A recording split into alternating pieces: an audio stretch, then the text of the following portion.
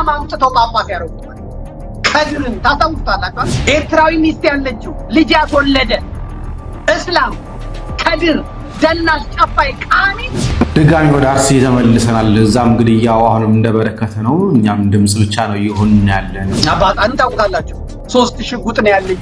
3 ሽጉጥ ይሉኛል እንዴ? እኔ 2 ሽጉጥ ነው ያለኝ። ዛሬ በአርሲ የምናያቸው ሰማዕታት ንብረታቸውን እንኳን ለምቶት ህይወታቸው ይሄ ቀይ ሰማዕትነት። እባካችሁ አትግደሉን፣ እባካችሁ አንሙት፣ እንደ ዜጋ እንቆጠር። ግን አይ ብንሰርክም ባንሰርክም እንኳን ክርስቲያኖን መሬት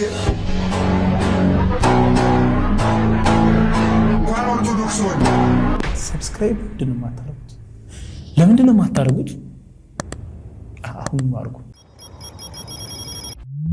እንግዲህ አቡነ ሳዊሮስ በኦሮሚያ ኦርቶዶክሳውያን ሃይማኖታቸውን እየተዉ ነው ብለው ነው ቤተክርስቲያንን ቀኖናዋን ጥሰው ዱርዬ እስላም አምጥተው ጳጳስ ያደረጉት ማለት።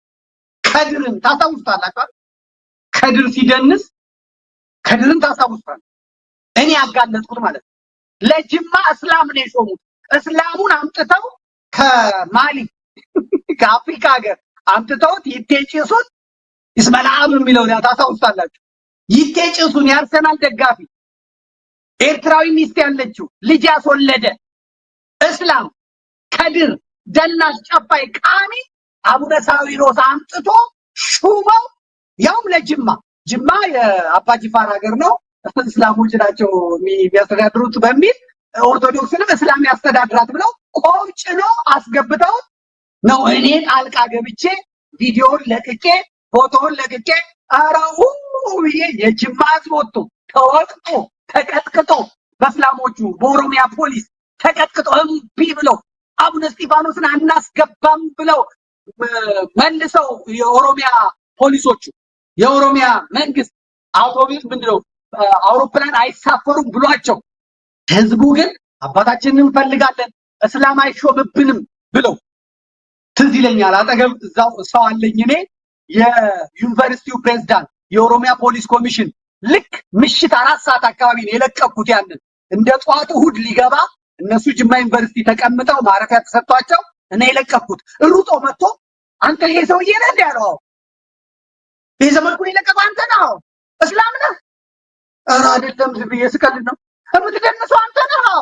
በጥሩ ይሄ ሰውዬ እንዳይሄድ ቤተክርስቲያን እንዲህ ያዋረዷት። ቤተክርስቲያን እንዲህ የተዋረደችው በወላዶች በእስላሞች እስላም ጳጳስ አድርገው ማለት። እኔ ስናገር ይከፋቸዋል። አባቶችን ይናገራሉ። አንተ ለኛ ገደል ግባ፣ ግን እኔ እናገራለሁ አንተ ጽደቅ፣ እኔ ሲኦል ልግባ። እንዲህ አይነት ጨካኝ ቤተክርስቲያኗን ለማዋረድ ለማኮሰስ ነውር ያለባቸው እየተመረጡ እየተሾሙ ካድሬ እየተሾመ ቅድስና ያላቸው የጸሎት ሰዎች እየተገፉ የእውቀት ሰዎች እየተገፉ አሁን በዚህ በኩል የመጀመሪያውን አምጣው ይሄ በዚህ በኩል ከዚህ ከጃንጥራር አጠገብ ሱፍ ካደረገው ፊት ያለው መነኩሴ የአቡነ ሳዊሮስን በትረ ሙሴ የሚይዝ ሰው ነው፣ የጃጂ ሰው ነው። ይሄ አሁን ታብታብ የሚል አሁን በኦሮሚያ በሸገር ሲቲ ውስጥ ስልጣን ቦታ የተሰጠው ቲክቶክ ተጠቃሚ ነው። ግን ኦሮሚያ ስለተወለደ ኦሮሚያ የሚመስል ትግሬ ድብን ያለ ትግሬ አባቶቹ ትግሬ ከዚያ በነውር የተባረረ ቅሌታ ግን ኦሮሞንን በሚል ኦሮምኛ ስለሚናገሩ በኦሮሞ ስም ለስርዓቱ በማጎብደድ ምንም አይነት ቅጭሽ ስለማይላቸው እንደዛ በመሆን ይመጡ። አባጣን ታውቁታላችሁ። 3 ሽጉጥ ነው ያለኝ። 3 ሽጉጥ ይሉኛል እንዴ? እኔ 2 ሽጉጥ ነው ያለኝ። 2 ሽጉጥ ነው ያለኝ እኔ። የ40 ሚሊዮን መኪና ነው ከየት አመጣው የሚጠይቀው የለም። አደባባይ ወጥቶ የሚናገር ኦሮሞ ስለሆነ ማለት እግዚአብሔር ይፈርዳል። ደግሞ ከቤቱ ቢጀምረው ምናለን ምዕመናን የሚቀምሱትን ጽዋ እግዚአብሔር ጅራፉ ከአሜሪካ መጥተው ተመልከቱ። አሁን ከአሜሪካ የመጡትን እንመልከታቸው። ከአሜሪካ መጥተው ኢንተርቪው ይሰጣል። አንድ ስለ ቤተክርስቲያን አንድ ስለ ምዕመናን ደንታ የላቸው። ዶላር አበል የሚሰበስቡ ነው። ለቁስ ለምድራዊ ነገር ከዚህ ቦታ ስንት ድሃ ከዚህ ቦታ ስንት ደም ስንት ነውር እንደተሰራ የማያውቁትን ካድሬዎቹ መስራት ያልቻሉትን ስራ የሚሰሩ ቪዲዮውን አምጣው የአሜሪካውን ቪዲዮ አምጣው። እንግዲህ ኦሮሞቹ አሁን ከፊት ያስከተሉ ነው ከኋላ ያሉትን እንመለከታለን። አሁን ቅድም የላኩልህን አምጣ ቴክኒሻን የላኩልህን አሳይና እንሂድ።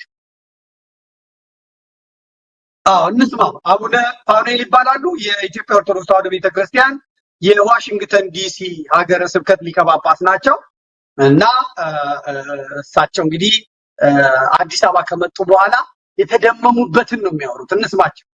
አዲስ አበባ እንደሚያምሩ ተመጣጣኝ ያዝልኝ እንዴት እንደሚያምሩ የኔ አባት ወዛቸው ራሱ ሳልመናሳ ነው የሚበሉት፣ ሳልመናሳ ነው የሚገቡት። ኢቢኤስ በደንብ ሰርቶላቸዋል እንዴት ሰርተው እንደሚበሉ ምናምን። አያርሱም፣ አይዘሩም፣ አይቆፍሩም እውነት እና በቃ ደስተኛ ናቸው። ከዛ መጡ፣ ከዛ አዲስ አበባ መጡ። ይናገራል። እስቲ እንያቸው፣ እንስማቸው። አዲስ አበባ እንደ ስሟ አዲስ እየሆነች ነው የተመለከትነው። ብዙ የኮሪደር ልማቶች፣ መንገዶች ተመልክተናል። ለልማት ተነሺዎችንም መተን ተመልክተናል። ገላንጉራ የሚባል ቦታ ላይ ከተማሪዎችም ጋር ተገናኝተናል። እንግዲህ ይኖሩበት ከነበረው ህይወት በእጥፉ የተሻለ ቦታና ንጹህ አየር የሚያገኙበት ቦታ በተለይ ለተማሪዎቹ ዕውቀትን እንደው በስፋትና በነጻነት የሚሸምቱበት ቦታ እንደሆነ ተመልክተናል። አኗኗራቸው እጅግ በጣም ደስ የሚል ነው እና ይሄ በጣም የሚመሰገን ከተማው መስተዳድር የሰራው ስራ በእጅጉ የሚደነቅ ነው። እንግዲህ ይህንን ሀሳብ ያመነጩም በስራ ላይ ያውሉትን ሁሉ በእጅጉ አድርጌ ያመሰግናለሁ። ጠቅላይ ሚኒስትራችን ዶክተር ኦኬ ቶቶ እኚህ ደግሞ ጠቅላይ ሚኒስትሩ ማለት ሌሎችም እንደዚሁ ይናገራሉ፣ ያመሰግናሉ። አንዳቸውም ደፍረው ግን ቤተክርስቲያኒቷ ምዕመናኖቿ እባካችሁ ልማቱ ጥሩ ነው አልሙት፣ እሱ ጥሩ ነው አልሙት፣ እባካችሁ አትግደሉን፣ እባካችሁ አንሙት፣ እንደ ዜጋ እንቆጠር። ግን አይ ቢሆንስ የት ይላል?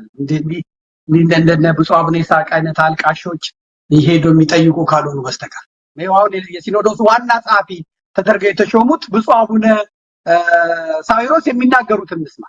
ያጋጥላምጣው እንደገና በውጭ ሀገርም ይገባናል።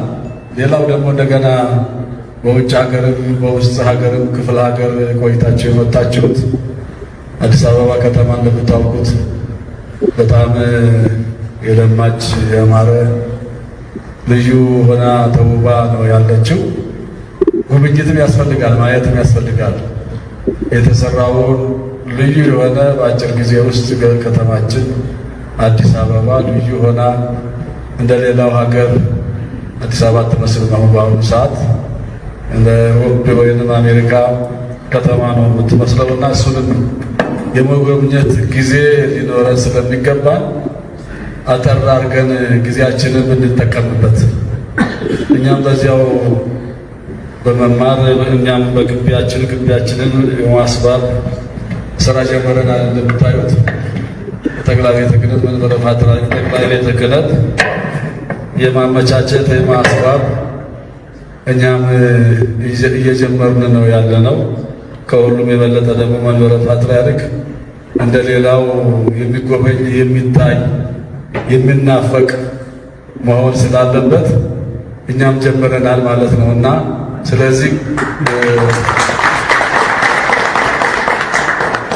ጊዜያችንን በአግባቡ ተጠቅመን ወደ ውይይቱ ወደ መወያየቱ ብንሄድ የተረፈውን ጊዜ ብንጠቀምበት የተሻለ ይሆናል ለማለት ፈልጌ ነውና ስለዚህ ለዚህ ሰዓት ለዛሬው ዕለት ያደረሰን ክብር ምስጋና ለሱ ይሁን። ፍቃዳችሁ ከሆነ በዚህ መልኩ ቢሆን ለማለት ነው።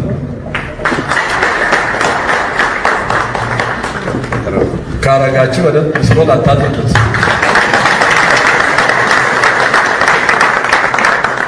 ስለዚህ ከዚህ በመቀጠል ትናንት ይበቃል። እንግዲህ የሁላ ካህን የሁላ አስተዳዳሪ የሁላ መነኩሴ ተሰብስቦ መጥቶ በየአገረ ስብከቱ በመናፍቃን የሚወሰደው ወደ እስልምና የሚሄደው የሚገደለው የሚዘረፈው የሚታገተው ገንዘብ የሚጠየቀው ኦርቶዶክሳዊው ክፍል ጫጭቷል ደህይቷል። እነሱ ግን ምንም የጎደለባቸው ነገር ስለሌለ ሌላ ነገሩን መነጋገሩን ትተን አዲስ አበባ እንደ ኒውዮርክ እንደ ለንደን እንደ አውሮፓ እንደ አሜሪካ መስላለችና እንጎብኛት ስብሰባውን አጠራጠር እናድርገው ምንም ነገር እኛም ግቢያችንን በጣም ማሳመር አለብን። መንበረ ፓትርያርኩ የሚጎበኝ የሚናፈቅ መሆን አለበት። እንግዲህ ይሄ ማለት ሰው የተወገደ ችግኝ እየተተከለ ማለት የመሪያቸው ስራ ማለት እንዲህ አይነት ቤተክርስቲያንን ለምዕመናኑ ጠበቃ የማይሆኑ ድጋሚ ወደ አርሲ ተመልሰናል። እዛም ግድያው አሁንም እንደበረከተ ነው። እኛም ድምጽ ብቻ ነው ይሁን ያለ ነው። መፍትሄ እየመጣ አይደለም። ኦርቶዶክሳውያን ተደራጅተው ባሉበት ቦታ ላይ ደግሞ የመንግስት ሰራዊት እየሰፈረ ነው ያለው። በአቦምሳ ወረዳ ላይ ጎልጎታ ቀበሌ የምትገኝ ላይ አንድ ገበሬ የዋህ ገበሬ ቅን የነበረ አማኝ ክርስቲያን የነበረ ሰው በማሳው ላይ እንዳለ ነው ግድያው የተፈጸመበት። ስሙም ታዴ ተክሉ እንደሚባል ተናግሯል። ታዴ ተኩ ነው የሚለው። ታዴ ተክሉ የሚባል ሰው እንደሆነ መረጃው ደርሰውናል። ኦርቶዶክስ በመሆናቸው ምክንያት ማሳቸው ውስጥ እየተፈለጉ ለብቻቸው እየተገኙ እየተገደሉ እያለቁ ነው የሚገኘው። እንግዲህ ይህ ወረዳ የኦርቶዶክሳውያን እልቂት የታወጀበት እስኪመስል ድረስ በየዕለቱ ኦርቶዶክሳውያን እየቀበረች ያለች ሆናለች። እግዚአብሔር አምላካችን የዛን አካባቢ ሰላም ይመልስልን። ዛሬ በአርሲ የምናያቸው ሰማዕታት ንብረታቸውን እንኳን ልምቶት ህይወታቸው ይሄ ቀይ ሰማዕትነት እኛ ብዙ ጊዜ እንደምናውቀው ተደጋጋሚ ጊዜም እንደምንማረው ሰማዕትነት ላይ አልሰራንም። የምታውቁት አሁን እኛ ጋር ሀገር የደረሰው አሁን የአርሲ ሰማዕታት ለግብፅ ኦርቶዶክሶች ተነግሯቸው ምን ይሄ ከባድ ነገር ነው የሚሉት። ትዝ ይላችኋል የሆሳና በዓል ቀን ግብፅ ኦርቶዶክስ ቤተክርስቲያን ላይ ዘንባባ ሊቀ ጳጳሱ እያደለ እያለ አይኤስኤስ በሴቶች የመቅደስ ወንበር ስር ላይ ቦምብ ነው የጠመደው። ልክ ዘንባባው እየታደለ እያለ ቦምቡ ፈነዳ። የሚገርማችሁ በሳምንቱ እሁድ ቅዳሴ ላይ እዛው ቦምቡ የፈነዳበት አፈር አመድ የሆነው ደም የፈሰሰው ክርስቲያኖች ላይ ሁሉም እየመጣ እንዲየዳበሰ ፊቱ እንደዚህ ቀባ። ወይኔ ምን አለ የዛሬ ሳምንት እዚህ ባስቀደስኩ ሰማዕትነት አመለጠኝ ብሎ እኛ ሀገር ሃያርግብን እንጂ ይሄ ቢመጣ ማለት የተፈነ ይገባል። እንደውም አንዶቻችን ቀጠል እናደርግና እንደው አንቺ ሰው ልትፈታተኝ ስትፈልጊ ኧረ እባካችሁ እግዚአብሔር አትፈታተኑ ተው፣ እግዚአብሔር እኮ የትም ይሰማል። አሁን ከኛ ጥቅስ መሆን እኮ ነው። በእኛ እኮ በጣም ብልጥ መሆናችን ደግሞ ስናመቻመቸው ጥቅሱን ደግሞ እግዚአብሔር እኮ የትም ይሰማል። እንግዲህ ምን እናደርገዋለን? ክፉ ዘመን ከመጣ ቤትም ሆነን እንጸልይላለን። እነሱ እንዳላረጉ በሳምንቱ ብዙ ደግሞ የሚገርማችሁ እንዲህ የዳሰሱት በእለቱ ቅዳሴ ላይ በሳምንት ክርስቲያን ብዛቱ ማለት ምን አለ ዛሬም በፈንዳ በሞትኩኝ መቅደሱ ላይ ሰማዕት በሆንኩ። እኛ ሀገር ማዕት ነው፣ ቁጣ ነው። እንደው አታይም ነው እግዚአብሔር እያለ ማለት ነው። ሰማዕትነትን አልለመድ ነው። ግን ሰምታችኋል? ቅዳሴ ላይ በእንተ ቅድሳት ዲያቆኑ እንደሚለው እግዚአብሔር የሰማዕትነትን ስራ ይሰጠን ዘንድ አይደለም ይላል። ቅዱሳን ስለሆኑ ሰማዕታት ማለት ነው። ሰማዕትነት እኮ ስራ ነው፣ ቤተክርስቲያን ነው። ይሄ እኮ ሰማዕትነት ነው። አሁን እናንተ እኮ አረንጓዴ ሰማዕትነት የሚባል ነው። ጊዜያችሁን ሰውታችሁ ከረፍት ቀናችሁ ዛሬም ገበራችሁ የእግዚአብሔርን ቃል ሲልማር ግድ የለም ብርዱ ልታገሰው ታክሲን ባጣ በእግሬ ሄዳለሁ ብላችሁ ላይ መጣችሁት። አረንጓዴ ሰማዕትነት። ነጭ ሰማዕትነት ደግሞ አለ። ገንዘብን ንብረትን ብሮ ሁሉ ትቶ መመነን እንደ እንጦንስ። ቀይ ሰማዕትነት ደግሞ አለ። እንደነዚህ እንደ አርሲ ሰማዕታት አንገታቸውን ለሰይፍ ይሰጣሉ። አሁን እኛ እኮ አረንጓዴዋ ከበደች ጊዜ መሰዋት። አሁን እጅ አውጡ ብንባል ዛሬ ሁሉ ቅዳሴ ያስቀደስን ሰዎች ነን። ምን ታመን ነው? ቸግሮን ነው? ስንት እኮ አሉ እኮ ያልጋ ቁራኛ ይሁን ምን አለ። መቼ ነው ግን እግዚአብሔር አምላክ አንተ ፈውሰኝ፣ አንቺ ቅድስት ያነ ምሕረት አቁመሽኝ እንደ ሰው ማስቀደሰው የሚሉ እኮ ሰዎች እኮ ነው። እኛ አልጋ ላይ እየተገላበጥን እነሱ ግን ቢያንስ እንኳን እስቲ ላይቭ ልከታተል ብለው ላይቭ ቅዳሴ የሚሰሙ ሰዎች አሉ እኮ። ትላንትና ከኛ ጋር ቆመው ዛሬ ፓራላይዝድ የሆኑ ሰዎች እኮ አሉ። መቆም እኮ ይናፍቃል። ዛሬ በጤናችን ያልቆምነውን ቅዳሴ ነገ ታመን እኮ እናፍቀዋለን፣ ግን አይገኝም። አንመጻደቅ ክርስቲያኖች። ዛሬ የምናቃለው ቅዳሴ ነገ በቀላሉ አይገኝም።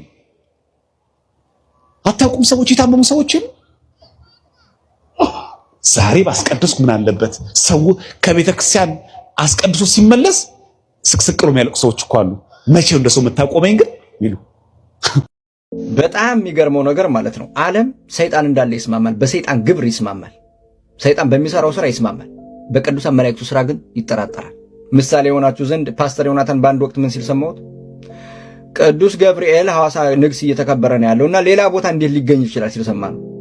አይገርማችሁ? እንደው ምሳሌ የሆናችሁ ዘንድ አሁን አንድ አውሮፓ የሚኖር ሰው አይበለውና አንዱ ቢገለው አይበለውና ማለት ነው ኢትዮጵያም ያለ ሰው አንዱን ቢገል ሁለቱም ኢንተርቪው ቢደረጉ ምን ሊመልሱ ይችላሉ? እንደው አእምሯችሁ ላይ የመጣ ነገር የለም? ሰይጣን አሳስቶ የሚል እሺ፣ አውሮፓ ያለ ሰው ኃጢአት ሰርቶ ንስሐውን ለካህን እየተናዘዘ እዛ ያለውም ኢትዮጵያ ያለውም እየተናዘዘ በተመሳሳይ ሰዓት ምን ሊሉ ይችላሉ? ሰይጣን አሳስቶ ሊሉ አይችሉ። ሰይጣን አውሮፓን የነበረው ኢትዮጵያን የነበረው በሰይጣን ግብር ሁሉ ሰው ይስማማል። በቅዱሳን መላእክቱ ስራ ግን ይጠራጠራል። የጥርጣሬ ልቡና ሲኖር ክንዳለም አንድ መልአክ ሲገለጥ ዓለምን ያበራል ይላል መጽሐፍ። ዓለም ማለት እኮ የምንኖርባት ፕላኔት እኮ ናት። ከኔ ኢማጂን አንተ የታደልክና የተመረጥክ ኦርቶዶክሳዊ የተወደድክ ምን ማለት ነው? በዚች ቅዱስ ቤተክርስቲያን ውስጥ ያለህ ማለት ነው።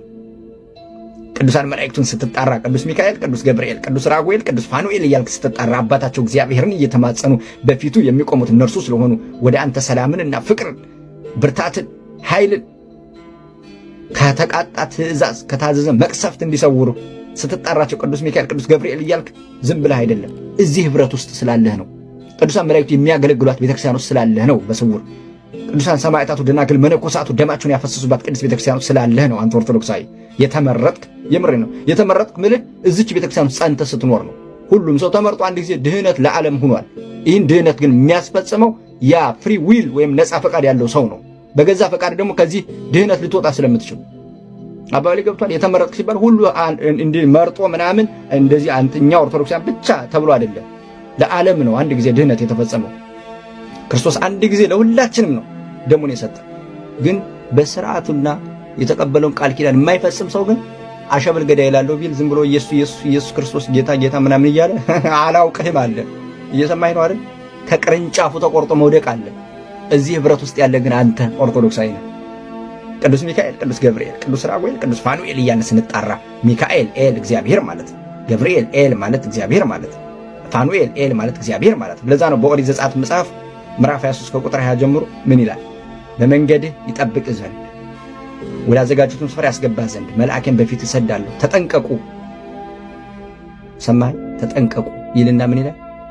ቃሉንም አድምጡ፣ ስሜም በእርሱ ላይ ስለሆነ ኃጢአት ብትሰሩ ይቅር አይልም፣ አታስመርሩት ይላል። መላእክት በአዲስ ኪዳን ይሄ ፕራክቲካሊ ተገልጦ ያያችሁት የት ላይ ነው? አእምሯችን ላይ መጣው። ለካህኑ ዘካርያስ ቅዱስ ገብርኤል በእግዚአብሔር ፊት የምቆመው እኔ ነኝ፣ የምናገረውን ነገር ስላልሰማህ ቃሌን ስላላደመጥክ ቃሉንም አድምጡ አላለም?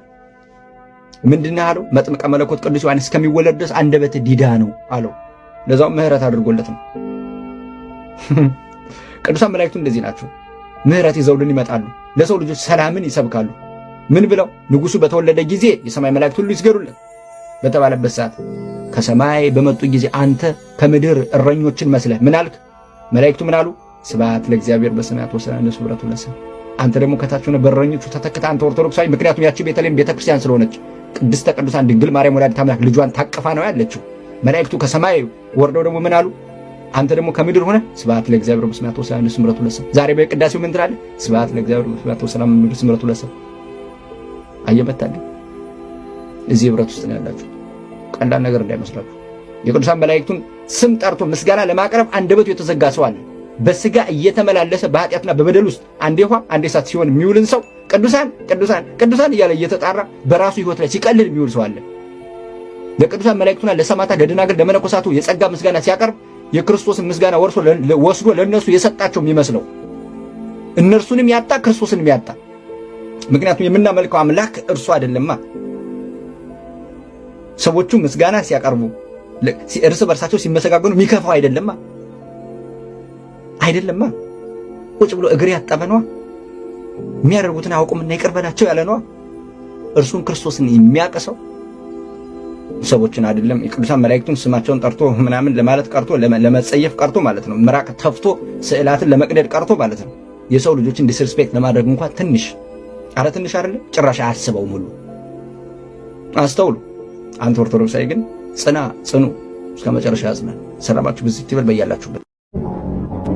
ብንሰርቅም ባንሰርቅም እንኳን ክርስቲያኑን መሬት እንኳን ኦርቶዶክስ ሆነ